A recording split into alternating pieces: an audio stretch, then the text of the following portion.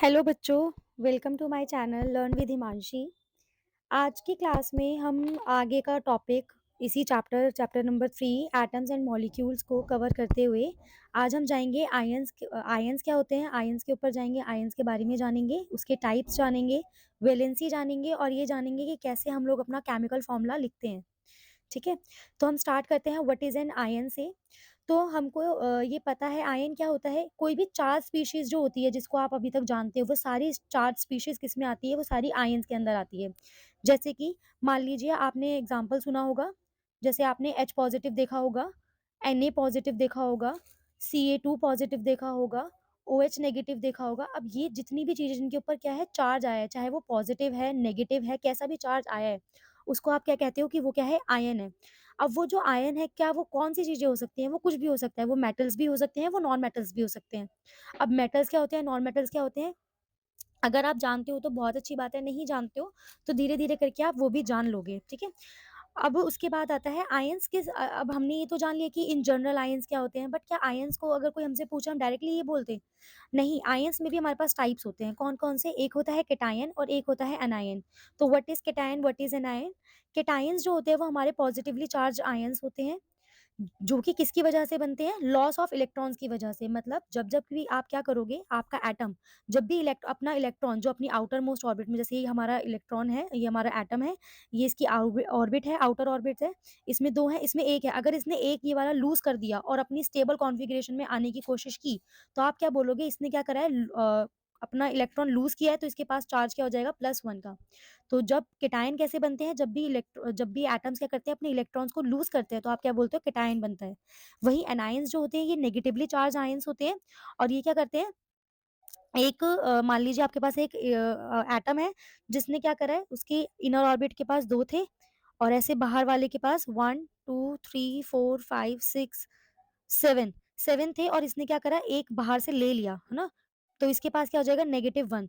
तो इसने क्या किया है, ये गेन ऑफ इलेक्ट्रॉन की वजह से बना है। मतलब इसने क्या किया है, किसी और से गेन किया है इलेक्ट्रॉन अपनी अपने आप को स्टेबल करने के लिए। तो इसके एग्जांपल्स अगर हम देखें तो याद रखना है आपको, केटायंस में हमारे पास आता है sodium positive, calcium 2 positive, magnesium 2 positive ना, और एल्यूमिनियम 3 पॉजिटिव। ये सारे हमारे कौन है, केटायन, जिनके भी ऊपर पॉजिटिव का चार्ज आ रहा है वो सारे क्या है, हमारे केटायंस। वहीं अगर हम एनायंस की बात करें तो हमारे पास कौन है, क्लोरीन नेगेटिव और OH नेगेटिव, Br नेगेटिव, आई नेगेटिव, ये सारे कौन है, हमारे पास अनायंस हैं। ठीक है, तो अब हम इन जनरल ये भी कह सकते हैं कि जो हमारे केटायंस होते हैं वो किसकी वजह से बनते हैं, they are formed mainly by metals. Metals जो होते हैं ना वो मेनली क्या बनाते हैं, केटायंस बनाते हैं, और जो नॉन मेटल्स होते हैं वो कौन बनाते हैं, हमारे एनायंस बनाते हैं।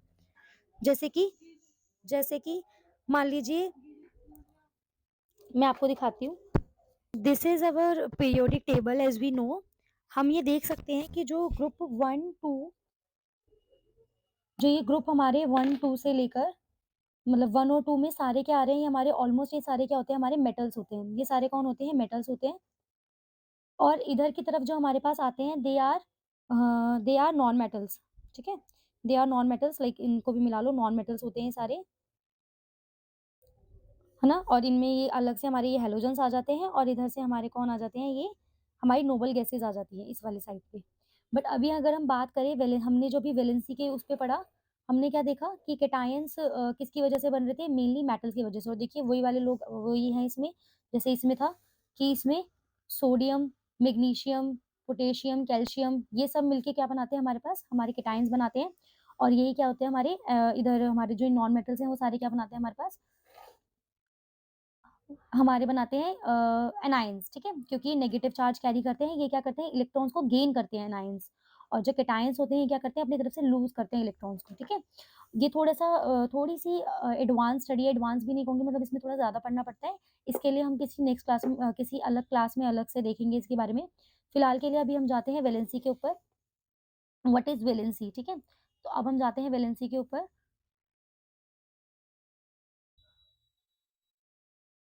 तो वैलेंसी हम जानते हैं, valency is what combining capacity of an atom to get the stability.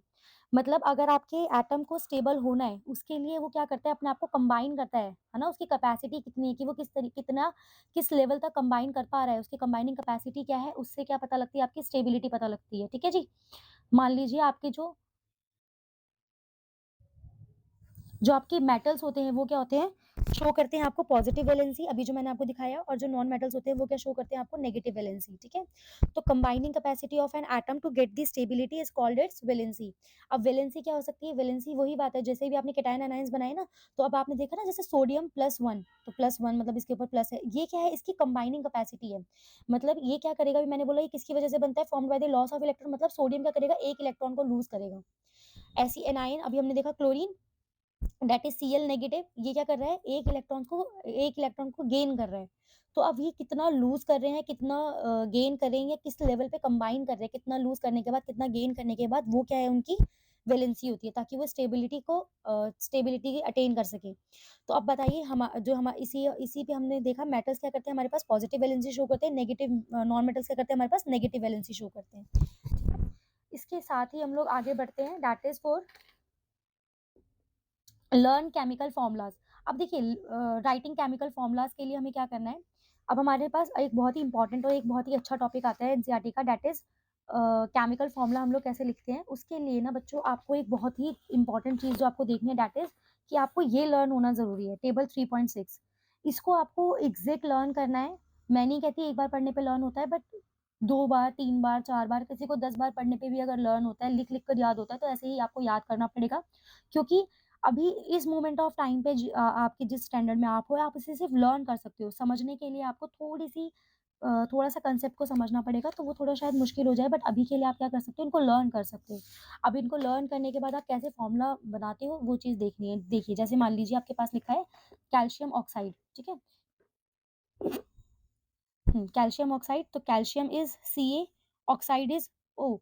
ठीक है, तो कैल्शियम ऑक्साइड कैसे बनेगा, देखिए, तो कैल्शियम की अभी हमने देखा, इधर से आप देखिए ध्यान से, इसमें आपको इस टेबल में मिल जाएगा वेयर इज कैल्शियम। आप इधर देखिए, कैल्शियम क्या है, टू पॉजिटिव, और ऑक्साइड क्या है, टू नेगेटिव। तो आप क्या करो, कैल्शियम ऑक्साइड बनाने के लिए इसके नीचे लिखो टू पॉजिटिव, इसके नीचे लिखो टू नेगेटिव, दोनों को क्या कर दीजिए, क्रॉस कर दीजिए। तो कैल्शियम के साथ जाएगा टू, ऑक्सीजन के साथ जाएगा टू। अब ये दोनों कट हो जाएंगे क्योंकि दोनों सेम सेम है, तो हम लोग इसको CaO, कैल्शियम ऑक्साइड हमारा इस तरीके से बन जाएगा। ठीक है, चाहो तो आप ऐसा भी छोड़ सकते हो, कुछ-कुछ ऐसा भी कर देते हैं। उसके बाद हम जाएँ मैग्नीशियम क्लोराइड, तो magnesium is Mg, chloride is Cl।